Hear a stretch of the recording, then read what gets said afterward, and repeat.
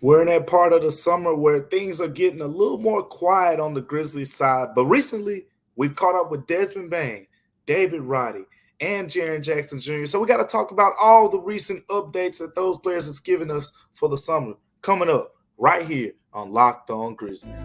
You are Locked On Grizzlies, your daily Memphis Grizzlies podcast. Part of the Locked On Podcast Network, your team every day.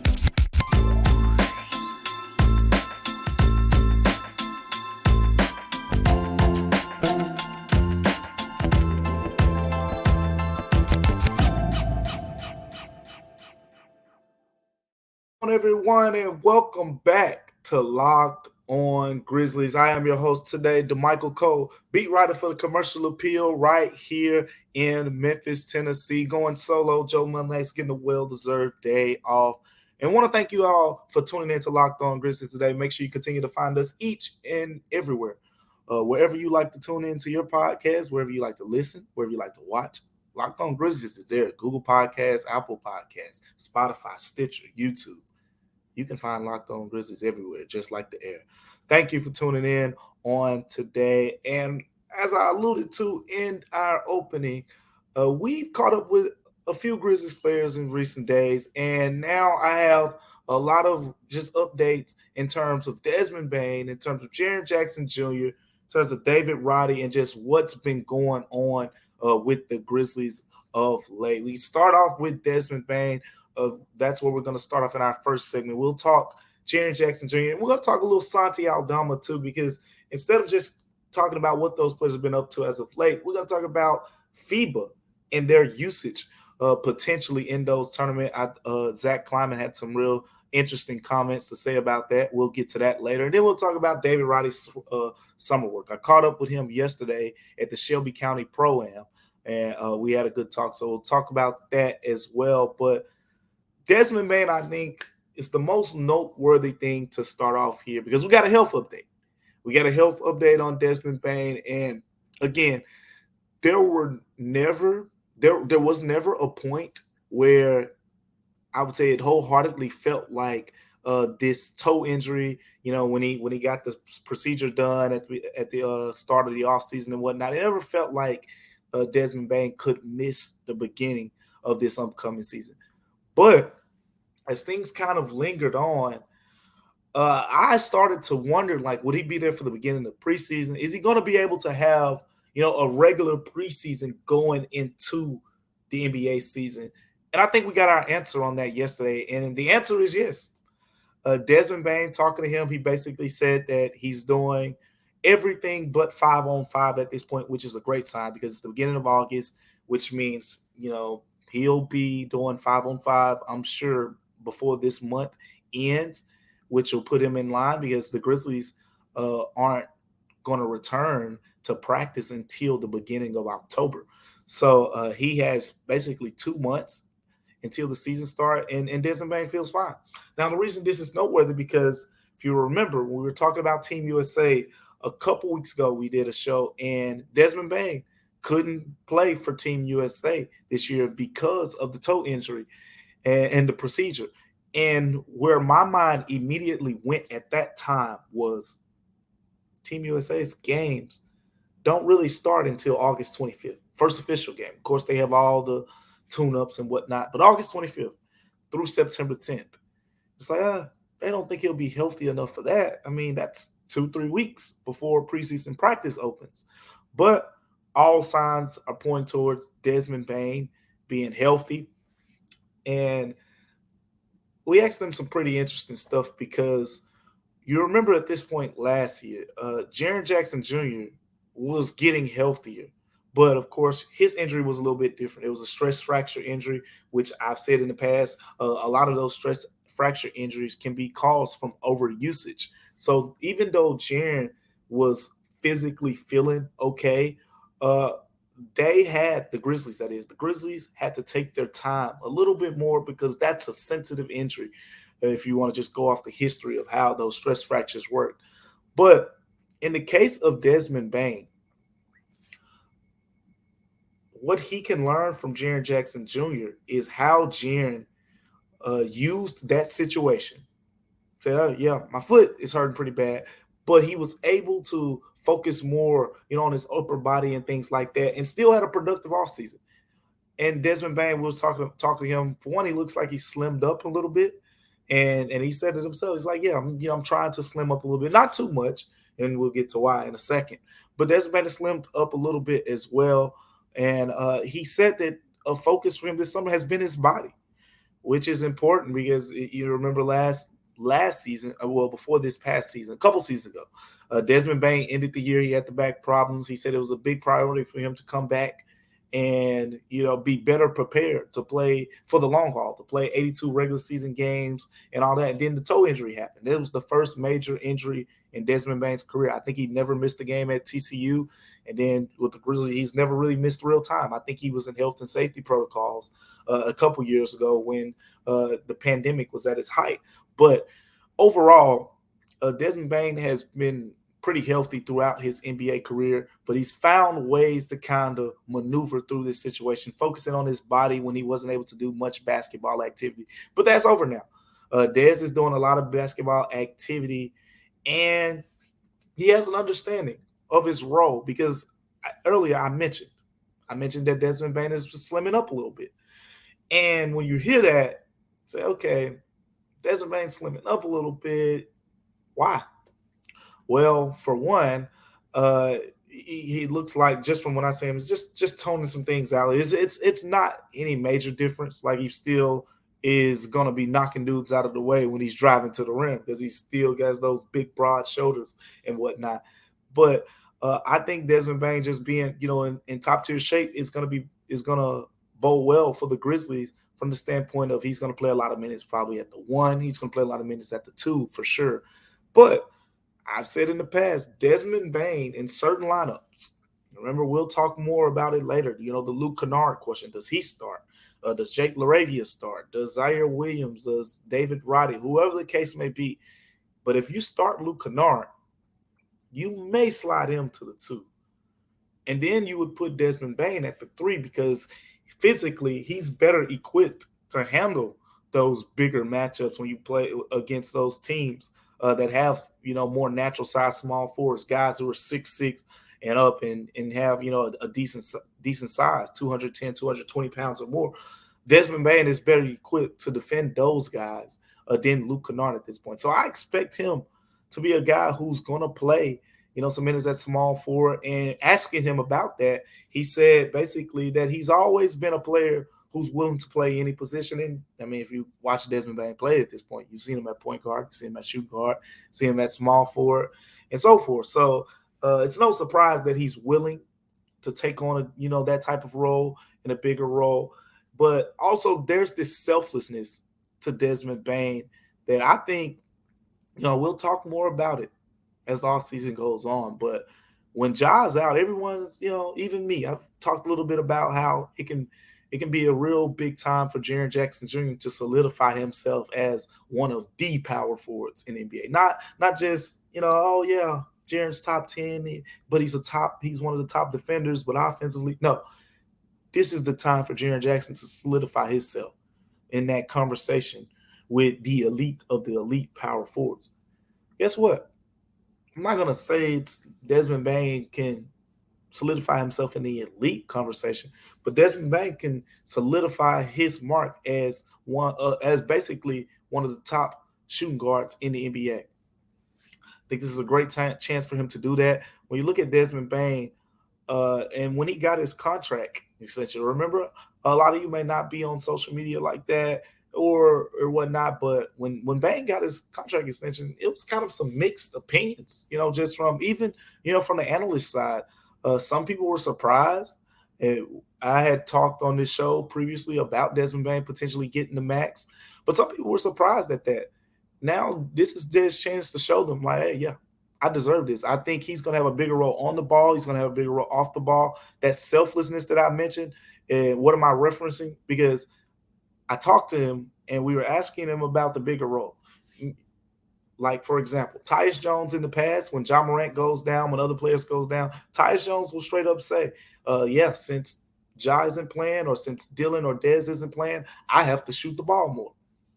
Desmond Bane is not the type of guy that's really going to say something like that.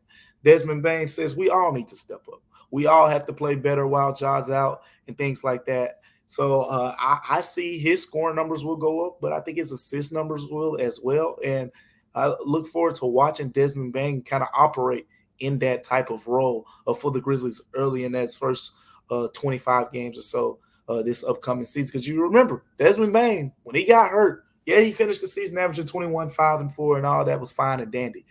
Desmond Bane was averaging 25 before the toe injury. A lot of people don't remember that. But, comes with the territory. Desmond Bane did say that he's going to be watching Team USA really closely, and he probably would have suited up for Team USA if health had allowed him to. Speaking of Team USA and speaking of health, we got to talk about FIBA usage. Is there any concern with Jaren Jackson Jr. and Santi Aldama going into FIBA? We'll talk about that next. But before we get to that, I got to talk to you about Ibotta because, look, it's officially the summer, and you know what that means. New season, new clothes. You got your shorts on. It's been hot. If you're in Memphis lately, we had a heat advisory yesterday. Thank goodness for the rain today to cool it back down, but it's going to get right back hot out here. But look, your closet shouldn't be the only thing growing when you make these purchases. All you have to do is get Ibotta, and you can get cash back with each purchase. What is that? That doesn't sound like it makes sense, does it? No, it does make sense. Ibotta gives you cash back on hundreds. If it's clothes, it can be grocery items. You can get cash back on hundreds of grocery items. I'm talking about produce to personal care, pantry goods, whatever, no matter what you're purchasing, Ibotta can give you cash back. All you got to do right now, head over to Ibotta because Ibotta is offering our listeners $5 off just for trying Ibotta by using the code LOCKED. That's LOCKED when you register. Again, register Ibotta and you can get $5 just for trying it out. Where can you find Ibotta? Well, just go to the App Store or you can go over to Google Play Store right now. Download the free Ibotta app. Ibotta is IBOTTA. Go download the app. Use the code LOCKED, LOCKED, and that's Ibotta. It's in the Google Play Store or it's in the Apple Store. Go get it right now. Let me know what you think after you get it. Coming up on Locked On Grizzlies, we got to talk about FIBA. We got to talk about Jaren Jackson Jr. and Santi Aldama. Stay tuned for that. Welcome back to Locked On Grizzlies, everyone. I am your host, Damichael Cole, beat writer for the Commercial Appeal in Memphis, Tennessee. And we're talking Grizzlies in the summer right now, right? Because usually there isn't too much going on in the summer, especially when you get to August. But lately with the Grizzlies, had a chance to catch up with a lot of the players in recent days. And one of those is Jaren Jackson Jr. At his camp, we already talked about that pretty much. But here's another thing. I recently wrote, if you want to go check out the story on commercialappeal.com, I wrote about how the Grizzlies are preparing Santi Aldama and Jaren Jackson Jr. or how they are prepping for what's to come in terms of those guys being involved in FIBA. If you're familiar with NBA teams, you pretty much know that NBA teams are very involved in what these guys do away from team facilities in terms of basketball. What I mean by that is when you see these guys go play in pro-ams, when you see these guys go play pickup basketball anywhere, and all these things, a lot of it has to be approved, by the Grizzlies and cleared kind of on all of those fronts, because there can be some breaches of contracts and things like that if a guy goes and plays pickup basketball with his friends at the local park and gets hurt or something like that. But getting back to FIBA, a lot of people, I've seen, of course, you love to see your players, and especially in the Grizzlies case, this is going to be such a big opportunity for, the national stage to get their eyes on Jaren Jackson Jr. And then Santi, it's just him going to his third season. It's a big developmental, opportunity. So this is big for Jaren Jackson and Jaren Jackson Jr. and Santi Aldama. But some people will say, is the risk worth it? Remember, we were just talking about Jaren Jackson Jr. and overusage kind of contributing to that stress fracture injury, possibly. That's a big reason for a lot of stress fracture injuries, we'll say that. But basically, those type of situations do exist. But Jaren, Santi, both have been very healthy on the court. But The Grizzlies have no concerns on that front. Have no concerns. But what they will do is the Grizzlies are sending personnel out there where Santi is, as he preps for the FIBA World Cup with Spain. The Grizzlies sent personnel out there with Jaren as he preps as well. And they're kind of going to monitor the situation. What I mean by monitor the situation, it's not about, protecting guys from injuries and things like that. It's more from a usage perspective. I don't think there's an NBA team that wants their guys playing 35 of the 40 minutes or so in FIBA action. You don't want your guys playing that much. But at the same time, you want you guys to, go get better. Go get a lot of playing time on the floor. Zach Kleiman had, some interesting, good comments to say. His is what he said. He said, they, as in USA and Spain, are more than open to us sending people out to keep things on the right track, both in terms of body and game. Again, sending Grizzlies personnel out there to make sure, body-wise, Jaren Jackson Jr., Santi Aldama, medically, everything's going fine. And then, of course, game. But then he also added later on, he said, U.S. and Spain have been awesome to work with. No concerns. We're excited to see both of those guys compete on the international stage. So the Grizzlies don't have any concern there, and no should they. A lot of players, knocking on wood, there aren't too many situations where, players go to FIBA World Cup and things like that, and it becomes a detriment to the NBA season. It's from, what we know, it's actually been very beneficial to the development, especially the World Cup. If you go back to the World Cup in, I think, 2010, 2014, you go to those years, you will see that the World Cup really served as like a launching pad for the careers of guys like Steph Curry, Russell Westbrook, Derrick Rose. The list really goes on. It's a huge opportunity. It's going to be a great opportunity for Jaren Jackson Jr. playing on Team USA because he's going to get a lot of minutes. He's going to probably be the starting center over there because they're not going to play him at power forward as much, probably matchup depending. And then it's going to be great for Santi as well. Santi's playing on a deep Spain team, so not sure what his exact role will be. Maybe he gets starter time. Maybe he comes off the bench and just plays a prominent role off the bench. But either way it goes, bottom line is the Grizzlies don't have too much concern there with Jaren, with Santi. It's just going to be a great opportunity. And personally, I'm looking forward to seeing those guys faced off. I actually talked to Dez about that as well. We were asking Dez, who do you think is going to win that matchup? I asked him, like, you've seen it in practice, but, I feel like Santi has the home court advantage in a way in international competition, even though I know Jaren Jackson Jr. has been involved in Team USA basketball since he was 15 years old. He's a Team USA, him playing his first year on the big Team USA team. This is nothing new to him. He's played with Team USA. He was on the select team. He played on the under 19, under 18, under 16. He's played on a lot of these Team USA teams. But with all that being said, Santi has the Spaniard background, and if you watch how a lot of international basketball has been played, a lot of it traces back to the EuroLeague in Spain and what goes on over there. So excited to see how that plays out. Dez wouldn't, tilt his hand in either direction. He basically said he can't wait to watch it because it's been a while since he's been able to watch some good basketball. And then he said, hey, he hopes Team USA wins. So we'll see what happens on that front with Team USA, with Santi, with Jaren Jackson Jr. But a lot of exciting times ahead as those guys recently started camp. I know Team USA opened up camp, I believe, on Thursday. Spain is already all their players are out there as well, practicing, getting ready. And in a week or so, I think it's August 15th is the day, we'll have a Spain versus Team USA exhibition game. We're not sure if both guys will play because I know for Team USA, that'll be the second game. It'll be a back-to-back. It'll be the second game and the second day. So we'll see, who exactly plays, who's available and whatnot. I'm sure Team USA will do some lineup movement things and all that. But I want to see Santi versus Jaren. I think it'll make for good TV, not just for them, but for us in the Grizzlies world over here. But that's enough on those guys. I caught up with David Roddy at the Pro-Am. Let's talk about that coming up after the break. Welcome back to Locked On Grizzlies, everyone. I'm your host, Damichael Cole, beat writer for the Commercial Appeal here. Going solo today. I decided to wear my green shirt today because I've never seen Joe wear green.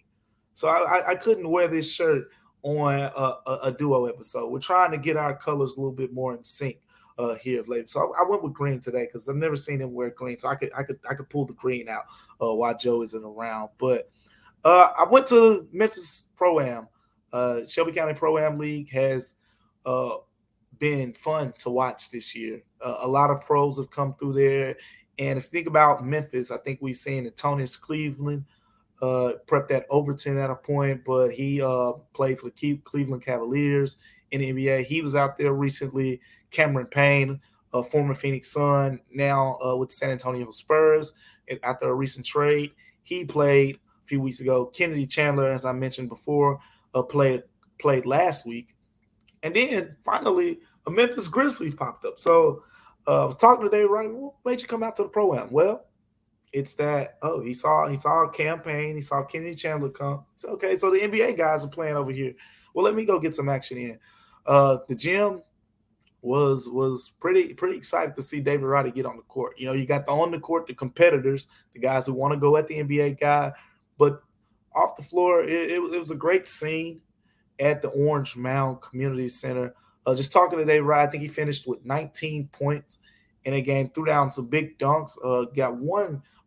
Will Douglas used to go to SMU, threw the ball off the backboard, and David Roddy came behind him and tomahawked it. And people were like, yeah, that's why he's in the NBA. But just David Roddy, just in terms of his development and his stage, we're talking a lot about that. Saw him in the Pro-Am because one thing about Pro-Ams is you'll see NBA players when they play do a lot of things that if you go back to previous regular seasons, especially the younger guys, and more so with big men in the NBA than anything like centers and power forwards. But you see those guys do a lot of things that either they're not allowed to do in the NBA or they just don't do. So I was trying to watch for what was David Roddy going to show that we really haven't gotten a chance to see yet. Because in some cases, it can be an indicator of, you know, what a player could potentially be. Like you put it out in the Pro-Am, okay, this could come in the future. We've seen it in terms of, you know, big men. Like I remember seeing Karl Anthony Towns, you know, shoot a bunch of threes before he got to the NBA and in, you know, turn Pro-Am games and things like that. And I think recently one that's been kind of going viral is Mitchell Robinson, you know, him doing all the dribble moves and shooting, you know, in the summer offseason sessions and then not using it in the NBA. But David Roddy, for one, he had the ball. I mean, he had a tight, quick dribble that he was using to try to get past guys. And that was something that I've known him to have. If you watch David Roddy with the Grizzlies, you're going to see a lot of, you know, one dribble, get to the rim, quick decisions. Now, the Grizzlies do try to do the 0.5 style of basketball. If you're not familiar with the 0.5 system, this is kind of something that, you know, the Spurs really emphasize during their glory years. I know Monty Williams is another coach when he was in Phoenix. He would talk a lot about 0.5 basketball, even before he was in Phoenix. He was coaching other places as well. 0.5 basketball was a big emphasis to him as well. And we've heard Taylor Jenkins and Ja Morant say the Grizzlies like to play 0.5 basketball. It's basically making a pass within 1.5 seconds, making a decision within 1.5 seconds, not 1.5, 0.5 seconds of getting the basketball. So quick decisions because, as coaches like to say, the ball moves faster than the defense. So David Roddy in the Pro-Am, he didn't have to play 0.5 basketball. He could play 0.10. He could play 10 seconds. He could play 5 seconds. So he dribbled around, you know, did some isolation stuff, and there were some mixed results. A couple times he drove to the rim, lost the ball. He got called for a couple travels and things like that. It's just he was in situations that you don't see with the Grizzlies. But he also made some nice passes, flashed a no-look pass he pulled off in transition after going behind the back when a defender tried to reach for the ball. He was pushing the ball in tempo with pushing the ball in transition, which I think is huge because if you watch Desmond Bane this past year, one of the biggest areas of growth was he pushed the ball in transition this year and really put himself in position to have a lot of success. So the Grizzlies, no matter who gets the board, if it's one of those guys who can push it, you've seen it with Zaire Williams, we've seen it with Dez, we've seen it with John Conchar, they will let you push the ball if it results in quick, easy points. Seems like David Roddy is someone who can get more comfortable in that role based off what I saw. We've talked about even before the regular season games start last summer, the way he ran the floor stood out to me. David Roddy runs the floor very well, and the way he ran the floor automatically stood out. But now running the floor with the ball in your hands is a whole nother level. That's something that Desmond Bane has kind of really grown, and that's kind of taken him from a 16, 17, 18 point per game type guy to a guy who now I firmly believe can average 20 points per game every season for the foreseeable future.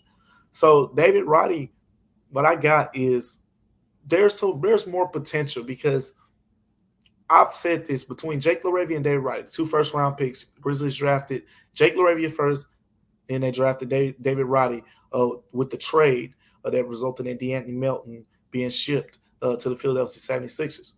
The thing about David Roddy that we saw is a lot of spot-up shooting. Again, one dribble. So to me, he looks like the safer prospect in terms of what he's going to be in terms of him and Jake LaRavia. But we've seen Jake LaRavia put the ball on the floor more. The things that I was alluding to David Roddy doing more in that setting, in the pro-am setting, we've seen Jake LaRavia do a little bit more of that in, the NBA or in the summer league and things like that. So David Roddy, he showed I think he made a fadeaway, mid-range fadeaway. He took a couple of them, which showed he's comfortable with it. And if you watch David Roddy's college highlights, that was actually a shot that he took a decent amount. So we haven't seen that much at the league level yet. But it's just to say that don't sleep on Big Body Roddy. Don't sleep on him because from what I saw, there's more potential there. And maybe it doesn't come out this year, but there's more creation potential from the standpoint of getting downhill and getting to the basket and scoring from different angles, adding a fadeaway shot and things like that. There's some potential with David Roddy there. We'll see what happens. But appreciate you guys for tuning in on Locked On Grizzlies today. We'll be back on Monday. Me and Joe Molinak should be back, the tandem as well. So we'll get back to you then. And just stay tuned because there are so many good things coming up. And remember, Locked On Grizzlies is free and available wherever you get your podcast. Until next time, I'm Damichael Cole. See you on Locked On Grizzlies.